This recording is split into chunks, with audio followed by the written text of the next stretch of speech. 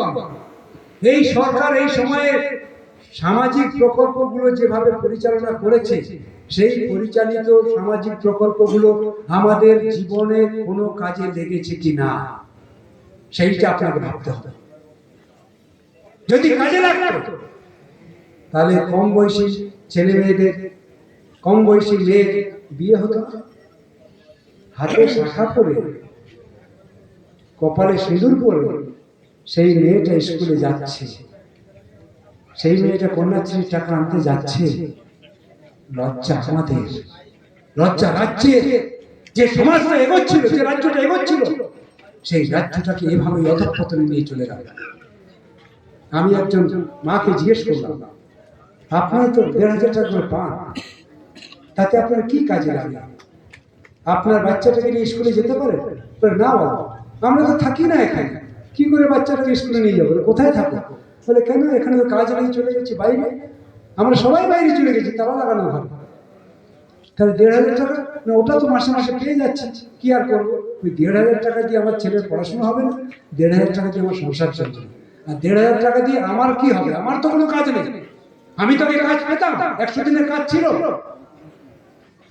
সেটাও বন্ধ। তাহলে ১,৫০০ টাকা দিয়ে কি হবে?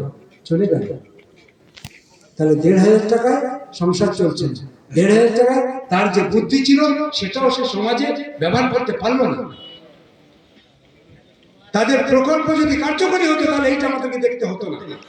আজকে প্রতিদিন আপনি খোঁজ নিয়ে দেখুন, কৃষক পরিবার, তার সন্তান ড্রপ আউট, অর্ধশিক্ষিত অবস্থায় চলে গেছে ভিন রাজ্যে কাজ করতে। প্রান্তিক কৃষক, তার ছেলে ড্রপ আউট, মাধ্যমিক পাস করতে পারলো না, চলে গেল বাইরে কাজ করতে। প্রাইমারি স্কুলে বাচ্চারা এখন নেই। কজন বাচ্চা আপনাদের এখানে দ্বীপ এলাকায় গোনা গুনতে পারেন? স্কুলে যাবেন কালকে, মিলিয়ে নেবেন নিরাপদের কথা। কটা বাচ্চা যাচ্ছে স্কুলে? তাহলে স্কুল আপনারা করেছিলেন, স্কুল আপনাদের স্বপ্ন ছিল, আপনারা স্কুল তৈরি করেছিলেন, ওই স্কুলের জায়গা আপনারা দিয়েছেন। সেই স্কুলগুলোতে আজকে বাচ্চা নেই। কেন নেই? কোথায় গেল বাচ্চারা? তাহলে এত বছর পরে আমাদের তো লোক সংখ্যা বেড়েছে না কমেছে? তাই লোক সংখ্যা বাড়লে বাচ্চা বাড়বে, আর বাচ্চা বাড়লে স্কুলের জায়গা কমে যাবে। আরো স্কুল করা দরকার। এই 14 বছর একটা স্কুল হয়েছে, একটা প্রাইমারি স্কুল হয়েছে, হয়নি। একটা আইসিডিএস সেন্টার বেড়েছে, বাড়েনি। তাহলে হচ্ছেটা কি? সব তো বলছে আমি অমুক করেছি, তমুক করেছি, তাহলে হচ্ছেটা কি? কোথায় যাচ্ছে? এইটা আমরা কেউ বুঝতে পারছি না। এইটা হচ্ছে ওদের কাছে চালাকি। এই রাজনীতি যদি আমরা বুঝতে না পারি, এবারও নির্বাচনে ওরা জিতে যাবে, আবার আমাদেরকে শোষণ করে তারা বেঁচে থাকবে, আবার তারা বেঁচে থাকবে। তাহলে লোক সংখ্যা বাড়ার কথা, লোক সংখ্যা না বেড়ে স্কুল বন্ধ হয়ে যাচ্ছে। স্কুল বন্ধ, বহু স্কুল বন্ধ, সন্দেশখালীতে স্কুল বন্ধ, খুলনাতে বন্ধ। এই এসএসকে খুলেছিলেন আপনারা, বলেছিলেন অনেক ছেলেমেয়েরা ড্রপ আউট হয়ে যাচ্ছে, এই বাচ্চাগুলো যদি এসএসকেতে যায় পড়াশোনা হবে। আপনাদের পরামর্শ মতন এসএসকে সেন্টার খোলা হয়েছে, এমএসকে খোলা হয়েছে। সেই এমএসকে এসএসকেতে আর নিয়ম নেই, স্কুলে মাস্টারমশাই না থাকার জন্য সেটা বন্ধ। এইরকম অসংখ্য এসএসকে এমএসকে আমাদের এই 2 ব্লকে বন্ধ হয়ে গেল। এটার জন্য তাদের কোনো যন্ত্রণা নেই। তাহলে কেন বন্ধ হচ্ছে? প্রাইমারি স্কুল কেন বন্ধ হচ্ছে? আপনি বলবেন বাচ্চা নিতে কি করবো? বাচ্চা নেই কেন? প্রশ্নই জানা। আর দিল্লি থেকে বসে ঠিক করে দিচ্ছে, আমাদের ঠিক করতে হবে যে যে স্কুলে বাচ্চা নেই এইরকম স্কুলগুলোকে একটা জায়গায় করে দাও। তাতে যদি 3টে স্কুল একটা জায়গায় হয়, 1 করে দাও। যদি 2টো স্কুল একটা জায়গায় হয়, 1 করে দাও। তার মানে স্কুল কমতে থাকবে, তার মানে স্কুল কমতে থাকবে। আপনি চিৎকার করবেন কেন স্কুল বন্ধ হলো, আমি জায়গা দিয়েছিলাম। ওরা বলবে আরে স্কুল থাকলে তো হবে না, বাচ্চা তো দরকার, বাচ্চা আছে তবে তো বলবে। বাচ্চা নেই, মাস্টার রেখে লাভ কি? বসিয়ে বসে মাইনে দেবো? তো আমাদের ঘরের ছেলে মেয়েরা একই প্রশ্ন করে আমাকে, বলে বাবা তুমি স্কুল নিয়ে এত সব বক্তৃতা করছো, স্কুল কেন বন্ধ হচ্ছে, স্কুল কেন বন্ধ হচ্ছে, ছেলে মেয়েদের লাগিয়ে দিচ্ছ, আমাদেরকে বলছো তোরা আন্দোলন কর স্কুল যাতে বন্ধ না হয়। আরে বাচ্চা না থাকলে স্কুল বন্ধ হয়ে যাবে, এইটা তোমরা বুঝতে পারছো না?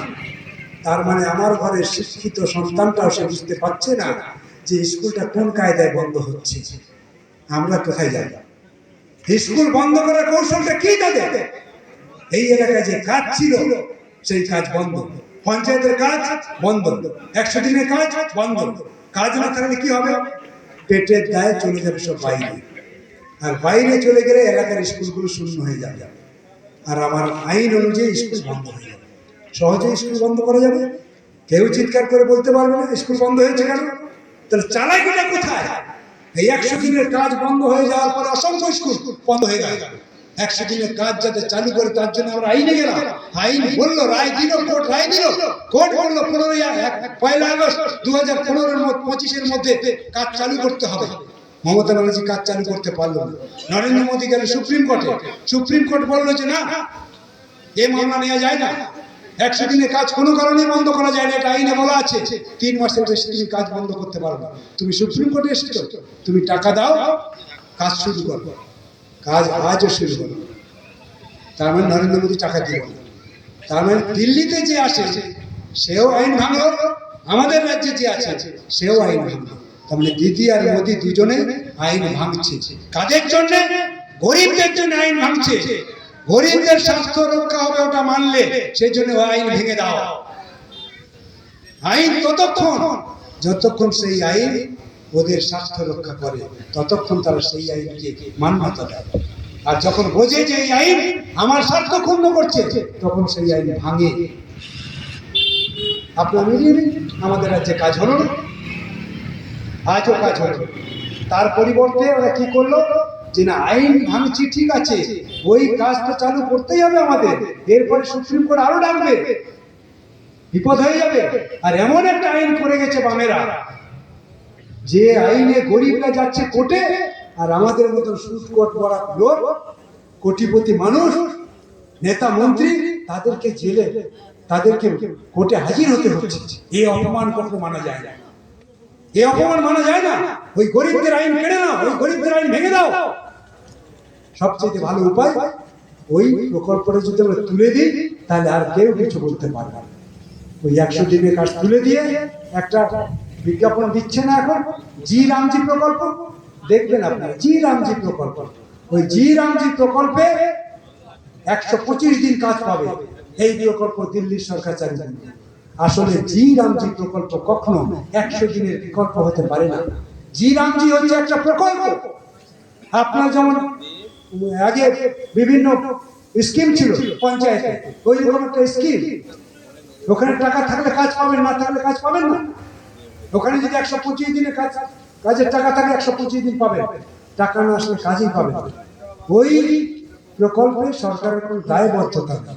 আর 100 দিনের আইনে সরকারের দায়বদ্ধতা ছিল টাকা দেওয়া, সরকারের দায়বদ্ধতা ছিল গরিব মানুষ যাতে কাজ পায়, সরকারের দায়বদ্ধতা ছিল মহিলারা যাতে কাজ পায়, সরকারের দায়বদ্ধতা ছিল বাচ্চা সন্তান নিয়ে কোনো রমণী যদি কাজে যায়, সেই সন্তানকে যে দেখাশোনা করবে তার জন্য টাকা বরাদ্দ করতে হবে। যারা কাজ করবে রৌদ্রের সময়, তার ছায়ার ব্যবস্থা করতে হবে। যে ছায়ার ব্যবস্থা করবে, যে জলের ব্যবস্থা করবে, তাকে টাকা দিতে হবে। এইটাই ছিল 100 দিনের কাজের আইন। তার না সবটাই ছিল গরিবদের। 7 দিনের মধ্যে কাজ না দিলে ওই গরিবটা কোর্টে যেতে পারবে। 15 দিনের মধ্যে পেমেন্ট না করলে ওই গরিবটা কোর্টে যেতে পারবে। তার মানে তার টাকা আদায়ের জন্য কোর্ট তার পক্ষে রায় দেবে। এত বাজে আইন, খারাপ আইন আমরা মানতে পারি না। ওই আইন ভেঙে দাও।